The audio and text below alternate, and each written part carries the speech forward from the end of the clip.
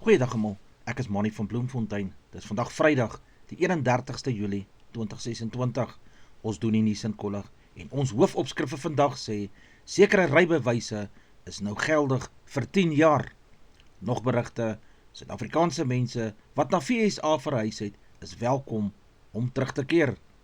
Grondonteieningswet word verdedig deur die minister. Verskeie medaljes ingepalm op Glasgow spele. Griekwa sonder 2 sleutelspelers in Currie-beker teen die Cheetahs.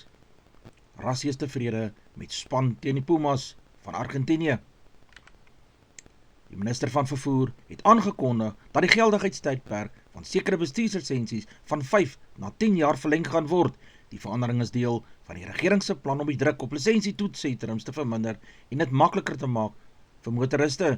Die verlenging sal verwagting wagtye verkort, administratiewe kostes verminder en help om die groot agterstand met lisensiehernuwings aan te spreek.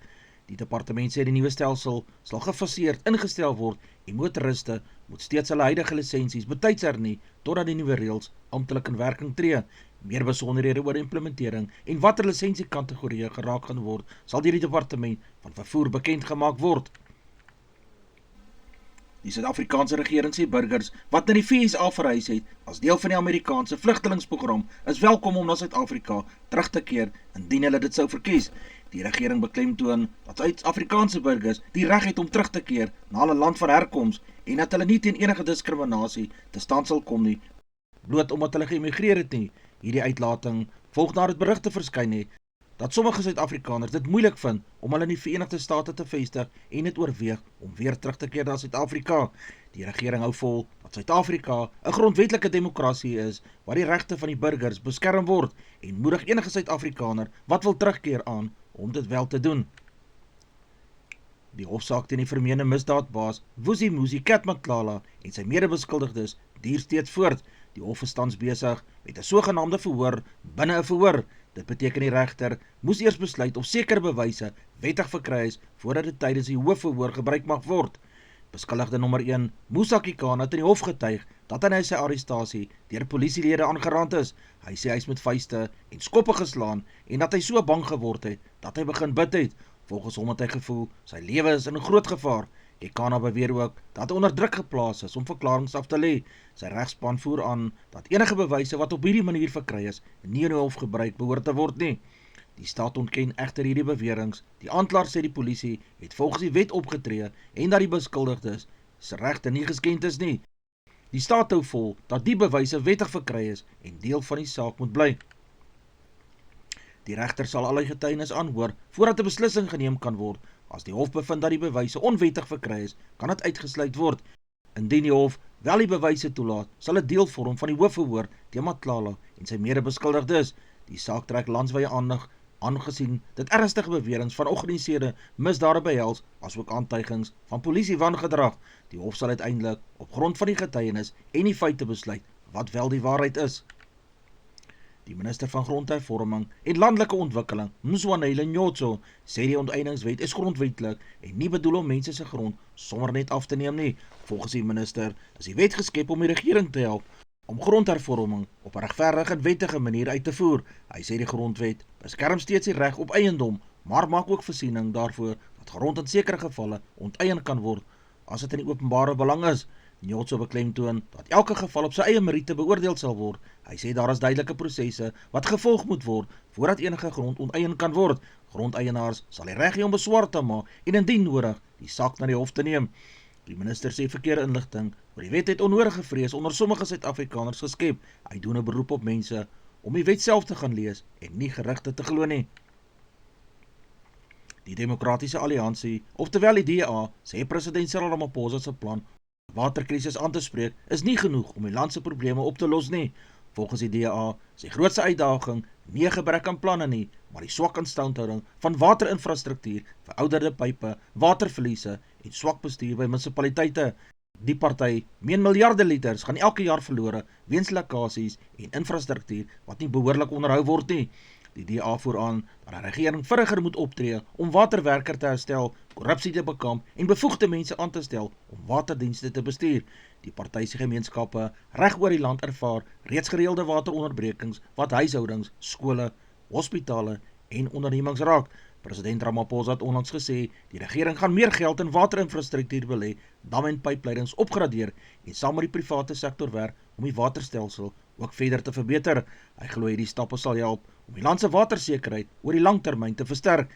Die debat oor Suid-Afrika se waterkrisis duur egter voort en baie mense stem saam dat dringende optrede nodig is om te verseker dat alle gemeenskappe toegang tot skoon en betroubare water het. 'n Nuwe verslag toon aan dat so 53% van werkende Suid-Afrikaners gereeld dobbel in die hoop om hulle finansiële probleme verder te verlig. Volgens die verslag is die hoë lewenskoste, skuld en ekonomiese druk van die grootste redes waarom baie mense hulle geluk met dobbel beproef. Kenners waarsku dat dobbel vir die meeste mense nie 'n oplossing vir geldelike probleme is nie. Hoewel sommige mense wel geld wen, verloor die meerderheid uiteindelik meer geld as wat hulle wen. Dit kan gesinne verder in skuld indompel en selfs tot ernstige finansiële en emosionele probleme lei. Die verslag wys ook dat baie werkende mense aanlyn dobbel, sportwetenskappe plaas of aan loterye deelneem in die hoop op 'n groot uitbetaling. Vir sommige dobbel 'n gewoonte geword, eerder as net 'n ontspanning. Finansiële raadgewers moedig mense aan om eerder begroting op te stel, onnodige uitgawes te verminder en professionele hulp te soek as hulle sukkel om hulle skulde te bestuur. Hulle beklemtoon dat geen vinnige of maklike manier is om finansiële probleme op te los nie. Die verslag beklemtoon die groot finansiële druk waaronder baie Suid-Afrikaanse huishoudings tans beleef en wys hoe desperaat sommige mense geword het om hulle inkomste ook te kan aanvul.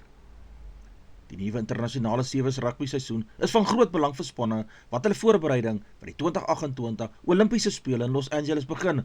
Vir Suid-Afrika se Blitsbokke is hierdie seisoen 'n geleentheid om 'n sterk grondslag te lê en 'n groep spelers te bou wat oor die volgende paar jaar saam kan groei. Afrigters sê die komende toernooie sal gebruik word om die nuwe talent te ontwikkel, spelerservaring op die wêreld verhoog te gee en die span se kombinasies verder te versterk.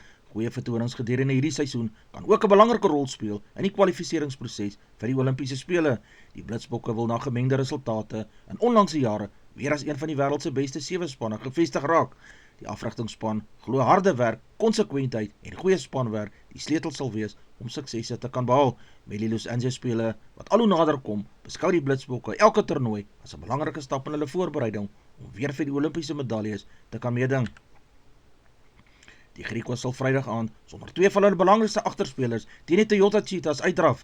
Afrigter Pieter Berg het bevestig dat heel agter Cameron Hoefke en vleuel Dylan Maart weens beserings nie beskikbaar sal wees nie. Hoefke se seisoen is waarskynlik verby nadat hy verlede week 'n ernstige kniebesering opgedoen het. Maart is ook op die kantlyn nadat hy skouerligamente beseer het en sal na verwagting vir 'n paar weke buite aksie wees. Berg sê die afwesigheid van hierdie twee spelers is 'n groot terugslag, maar hy het vertroue dat die diepte in sy groep die uitdaging sal kan hanteer. Hy glo die spelers wat hulle plekke neem, sal die geleentheid aangryp en alles gee in hulle belangrike Karibeker wedstryd teen die Cheetahs. Die wedstryd tussen die Griekwas en die Cheetahs beloof om 'n harde wedstryd te wees met albei spanne wat waardevolle punte in die Karibeker wil insamel. Die Suid-Afrikaanse naloper, Sinesipho Dambile, het sy uitdenronde van die 200 meter vir mans by die Statebondspel in Glasgow in uitstekende styl gewen. Dambile het eers oor die eindstreep gehardloop in 'n blitsige 19.83 sekondes en daarmee sy plek in die halfeindronde bespreek. Sy indrukwekkende vertoning bevestig sy goeie vorm na 'n uitstekende seisoen waarin hy reeds verskeie sterk tye aangeteken het. Dambile word beskou as een van Suid-Afrika se grootste medalje-vooruitsigte in die 200 meter vir mans. Met sy spoed en selfvertroue sal alle oë nou op die halfeindronde en moontlike eindstryd wees, waar hy hoop om vir Suid-Afrika nog 'n medalje by die Statebondspele te wen. Die voormalige Nieu-Seelandse kaptein, Stephen Fleming, is aangestel as die nuwe hoofafrigter van Engeland se toetskriketspan. Hy neem die pos oor nadat Brendan McCullum uit die rol as toetsafrigter getree het. Fleming is een van die mees gerespekteerde afrigters in wêreldkriket. Hy het groot suksese behaal as afrigter van die Chennai Super Kings in die Indiese Premierliga en bring baie ervaring na die Engelse span. Engeland hoop dat Fleming sy ervaring en kalm leierskap die span sal help om weer een van die wêreld se sterkste toetsspanne te word. Hy sal saam met die terugkerende toetskaptein Joe Root werk om Engeland se toetskriket na 'n hoër vlak te neem. Die Springbok afrigter Rassie Erasmus sê hy is baie tevrede met die span wat hy gekies het vir die toets teen Los Pumas van Argentinië in Buenos Aires. Volgens Erasmus is die span goed gebalanseerd met 'n mengsel van ervare spelers en jong talent wat hulle kansse wil aangryp. Erasmus sê die wedstryd is baie belangrik omdat die Springbokke se laaste toets is voordat die groot reeks teen die All Blacks gaan begin. Hy glo die wedstryd sal die afrigtingsspan help om te bepaal watter spelers gereed is vir die uitdagings wat gaan voorlê. Die boekafrigter het beklemtoon dat die span nie Argentinië onderskat nie. Hy sê Los Pumas is altyd gevaarlike teenstanders, veral wanneer hulle op eie bodem speel. Daarom verwag hy harde en fisieke wedstryd. Erasmus sê sy eerste fokus om by toetsie na Argentinië te wen. Hy glo die spelers is goed voorberei en gereed om sterk vertonings te lewer. Hy het ook gesê die wedstryd sal waardevolle ervaring bied voordat die Springbokke later die jaar die All Blacks gaan aanpak. Die Suid-Afrikaanse 4x100 meter wisselslag aflosspan in die swem vir mans het uitstekende vertoning gelewer deur die bronsmedalje by die Statebond-spel in Glasgow te wen. Die span het derde geëindig agter Australië wat goud gewen het en Engeland wat die silwermedalje ingepalm het. Die Suid-Afrikaanse span is aangevoer deur Pieter Coetzee wat met 'n uitstekende rugslagbeen weggespring het en gehelp het om 'n nuwe Afrika rekord in die aflos op te stel. Die span se bronsmedalje het ook 'n besonderse mylpaal vir Chad le Clos beteken, aangesien dit sy 21ste Statebond spele medalje was, die meeste deur enige atleet in die geskiedenis van hierdie spele. Die medalje was 'n gepaste afsluiting van 'n uitstekende swemveldtog vir Suid-Afrika met hierdie swemmers wat verskeie medaljes gewen het en rekords verbeter het tydens hierdie spele. Advertensie van Netwerk 24 teken in en kry verskeie tydskrifte en koerante. Advertensie van Bloemkeel vir jou. Jy kan vir Diana of Susan by 082-390-339 kontak. Hulle sê jou voertuigregistrasie namens jou behartig. Ons weerberig vir die streek lyk so: Messina 1223, Polokwane 620, Lephalale 823, Mbombela 723, Mahikeng 623, Pretoria 821, Johannesburg 719, Ermelo 216, Galagadi 1024, Gaborone 1124, Richards Bay 1521, Pietermaritzburg 517, Durban 1220, Port St Johns 10 en 18, Pongola 923, Maputo 1525, Bethlehem 115, Bloemfontein 318, Allewal Noord 216, Welkom 520, Vryburg 322, Kimberley 520, Appington 824, Prieska 520, Springbok 1025, Karasburg 1126, Keetmanshoop 1327, Mariental 1228, Alexanderbaai 1528, Brandvlei 720, Doederitsbaai 1526, Vredendal 1228, Kaapstad 1323, Sutherland 315, George 920, Jeffreys Bay 919, Geberra 819, Grafreinet 315, Kaaphooglas 1017, De Aar 218, Multino -1 en 11, Beaufort West 517, Oos-London 1117, Mabalane 1525. Ons verkorte weerberig per provinsie vir vandag. Limpopo koel tot sag met sonnige toestande. Plaaslike oggendmis is moontlik in die ooste. Mpumalanga gedeeltelik bewolk in die ooste, andersins sonnig en koel. Gauteng sonnig en koel met ligte winde deur die dag. Noordwes provinsie mooi sonskyn weer met koel tot matige temperature. Vrystaat koud in die oggend, later sonnig en aangenaam. KwaZulu-Natal bewolk langs die kus met enkele ligte buie is moontlik. Binneland sal koel en sag wees. Oos-Kaap koel met sonskyn oor die binneland, bewolk langs die suidkus. Wes-Kaap gedeeltelik bewolk met koel toestande. Ligte reën is moontlik langs die suidweskus. Die Noord-Kaap droog en sonnig, maar koud in die vroegoggend. Ons markaanwysers vir die dag lyk so: die rand verhandel teen R16.49 teenoor die Amerikaanse dollar. 'n pond kos R22.22. Die euro verhandel teen R19.02. Die Australiese dollar kos R11.60. 'n yen kos 10 sent. Die prys van platinum is $1,663.03. Palladium se prys is $1,315.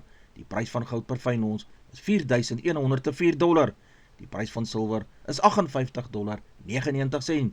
Die prys van Brent olie per vat is $90.74. Gedagte vir die dag: Vrydag is 'n goeie dag om terug te kyk en dankbaar te wees vir alles wat jy hierdie week bereik het. Nie elke dag was maklik nie, maar elke uitdaging het jou sterker gemaak. Dis al vir vandag. Onthou om te like, deel met jou vriende en jou vriendinne en onthou te subscribe op my kanaal. 'n Aangename dag en naweek word vir almal toegewens.